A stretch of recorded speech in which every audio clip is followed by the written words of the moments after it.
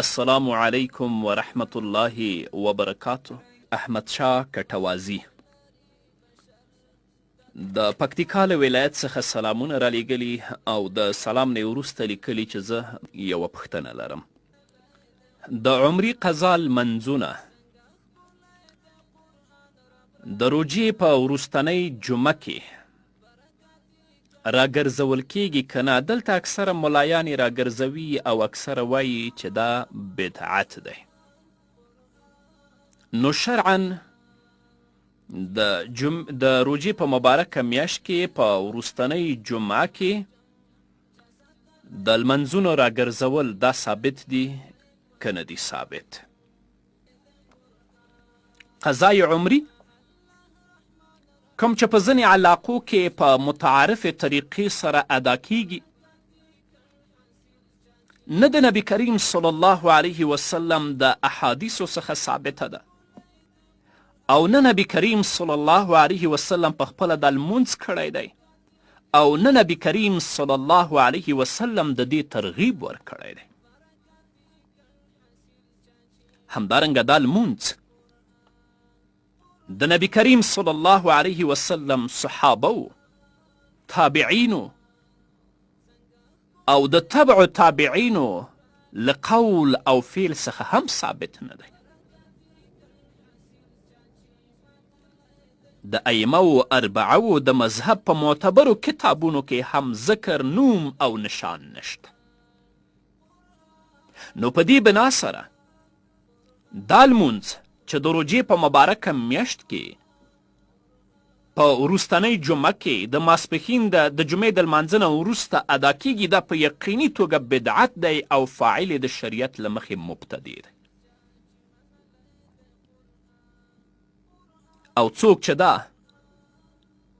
د احنافو کتابونو ته منسوبوي دا دروغ دی او د دین په ائمهو باندې افترا ده، په هغوی پسې د دروغو تړل دي.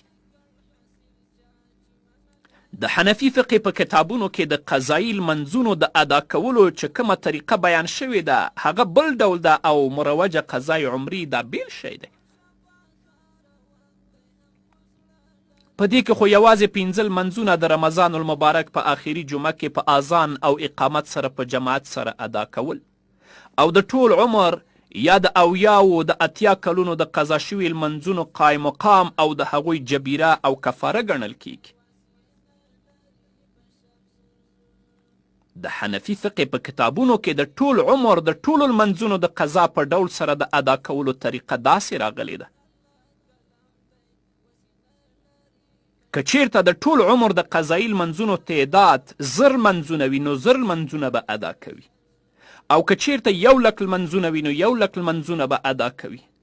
نو په دغه دواړو طریقو کې د ځمکې او د اسمان فرق دی، هغه چیرته او دا چیرته. پاتې شو هغه حدیث چې له هغه څخه مروجه قضای عمري ثابت کړې ده، په هغې باندې محدثینو او ائمو د جرح او تعدیل ډیر لوی بحث کړی او هغه حدیث ته موضوعي حدیث ویلی دی. یعنی داسې حدیث ده چې د ځان نه جوړ شوی دی.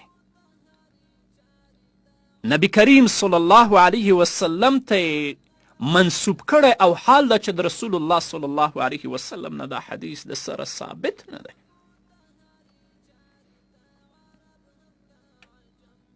ملا علی قاری رحمه الله په موضوعات کبیر کې په 242 صفحه کې لیکي دا حدیث د نبی کریم صلی الله علیه وسلم چې دته منسوبیږي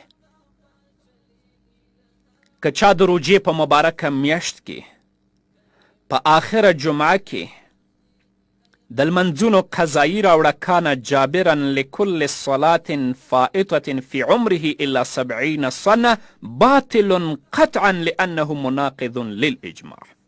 دا حدیث وای باطل دی،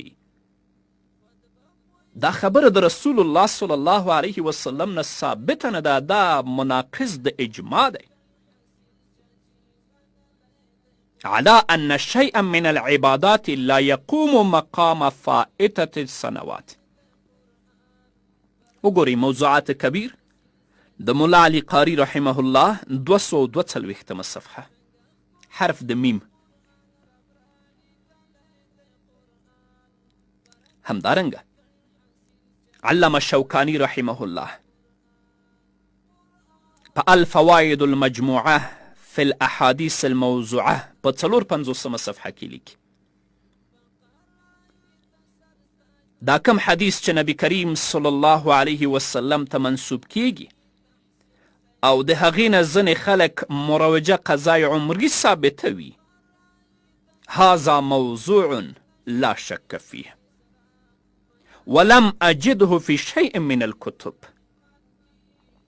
دا حدیث وای موضوعي حدیث دی، د دې په موضوعیت کې هیڅ کم شک نشته دی او په هغو کتابونو کې چې مصنفینو راجمع کړي دي یا لیکلي دي په هغو کې دا حدیث بالکل د سره ما موندلی نه دی. او په پای کې بیا وایي فقبح الله الکاذبین، دا دروغجن دی الله رب العزت رسوا کړي چې د دروغو حدیث جوړوي او هغه نبی کریم صلی الله علیه وسلم ته منسوبوي. همدارنګه شاه عبدالعزیز رحمه الله په عجاله نافعه کې 13 صفحه کې لیکي کله چې هغه د احادیثو اقسام بیانوي هلته لیکي الخامس أن يكون الحديث مخالفا للمقتضى العقل والنقل. داسې حدیث وي چې هغه مخالف وي مقتضا د عقل او نقل لره او قواعد د شرع د هغې تکذیب کوي په شان د حدیث د قضای عمري. یعنی دا داسې حدیث دی چې دا مخالف د مقتضا د عقل او د نقل لره او قواعد د شرع د هغې تکذیب کوي. دا موضوعي دی، رسول الله صلی الله علیه وسلم ته نسبت کیږي، اما د نبی کریم صلی الله علیه وسلم نه دا ثابت نه دی.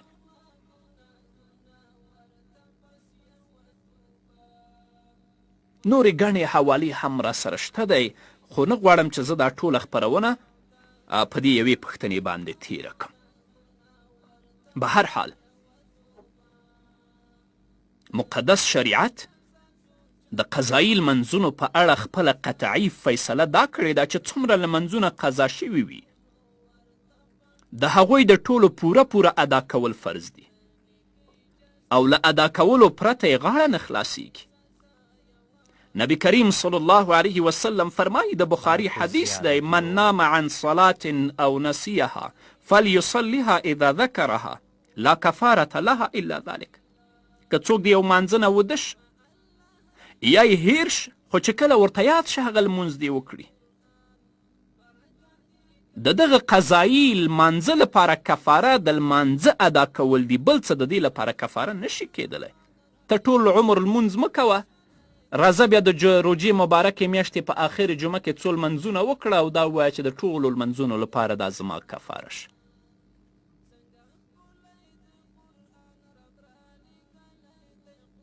نو د فقهاو کرامو